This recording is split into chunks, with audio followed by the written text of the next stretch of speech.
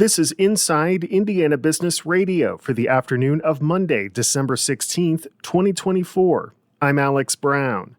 Greg Norman, CEO of Live Golf and one of the most dominant professional golfers to ever swing a club, is playing a key role in putting big-time golf on the map in central Indiana. The club at Chatham Hills is set to host the 2025 regular season finale for the International Professional Golf Tour. He visited Westfield earlier this month to get a look at millions of dollars in course enhancements that he emphasized will not alter the course layout. The characteristics and the quintessential Pete Dye design has not been changed one bit, and that's what I'm probably the most proud of, because you don't want to come in here as an architect to change another architect's philosophy about why he built the golf course and the style he built the golf course. So I've been very, very meticulous in making sure it's exactly, if Pete was standing there right beside me, this is exactly what Pete would want. Live Golf Indianapolis is expected to draw up to 30,000 people to Chatham Hills. The Purdue University Board of Trustees on Friday approved plans for a $29 million residence hall on the Purdue Northwest campus in Hammond. The three-story, 150-bed residence hall, set for completion in July 2026, is being added to accommodate enrollment growth and student housing demand. University of Notre Dame head football coach Marcus Freeman has agreed to a long-term contract extension, the university confirmed Sunday. The 38-year-old Freeman has gone 30-9 in his 3 seasons in South Bend and led the Fighting Irish to their first playoff appearance since 2021. ESPN reported Freeman had 2 years left on his current deal, and the extension is believed to be for 4 additional years. From the number one source for Indiana business news, this is Inside Indiana Business Radio. To succeed, you need to stay informed. You need to be engaged. And let's face it, you need to set yourself apart from the rest by connecting with a company that brings you the best.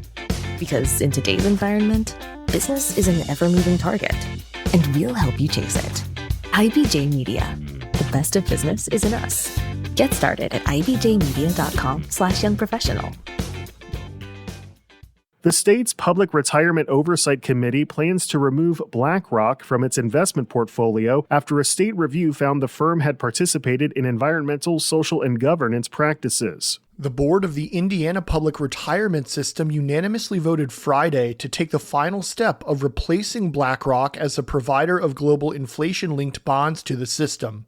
BlackRock is the world's largest asset manager and was the first company that the state treasurer's office placed on a watch list for potential violations of a recent state law.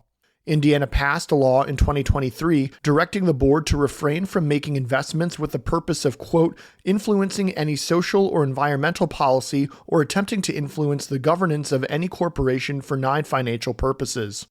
The law defines an ESG commitment as a decision to make asset choices that take into account non-financial factors to further social, political, or ideological interests based on evidence indicating the purpose. Private equity funds, which make up about 15% of the state's total pension investments, are excluded. State officials are actively vetting the retirement system's portfolio of about 10 to 15 asset managers to weed out those practicing ESG investing. State Treasurer Daniel Elliott's office produced a report in June that lists several BlackRock actions that it considers a violation of state law. It included a company disclosure noting ESG engagement, the use of third parties for ESG data, and its membership in a net zero emissions consortium. The State Retirement Board must select a replacement company within 180 days.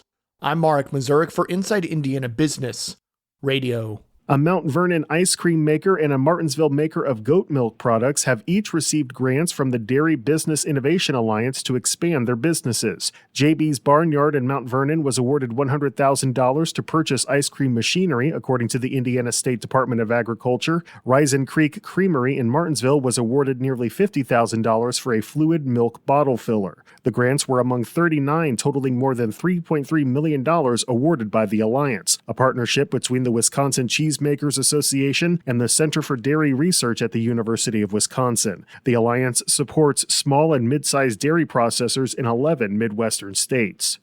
With billions of dollars in investment and new projects downtown, Indianapolis civic leaders say momentum is at a fever pitch heading into 2025. Downtown Indy Inc. CEO Taylor Schaefer says the signs are everywhere. We often say that the health of a downtown can be felt with the number of cranes in the air, and that's certainly evident in downtown Indianapolis. We're seeing that truly in all four corners of the regional center, and with such a broad cross-section of projects that really speak to the vibrancy, the livability, the continued destination attraction that is downtown. Several projects are in the works, including the Signia by Hilton Hotel, Elanco Animal Health's sprawling corporate campus, and excitement around Georgia Street. Roncalli High School President Chuck Weisenbach is this week's guest on the Business and Beyond podcast with Gary Dick, presented by PNC, a weekly conversation with high-profile Hoosiers in business, sports, and entertainment, and beyond. Available now from your favorite podcast provider. I'm Alex Brown for Inside Indiana Business Radio on Demand.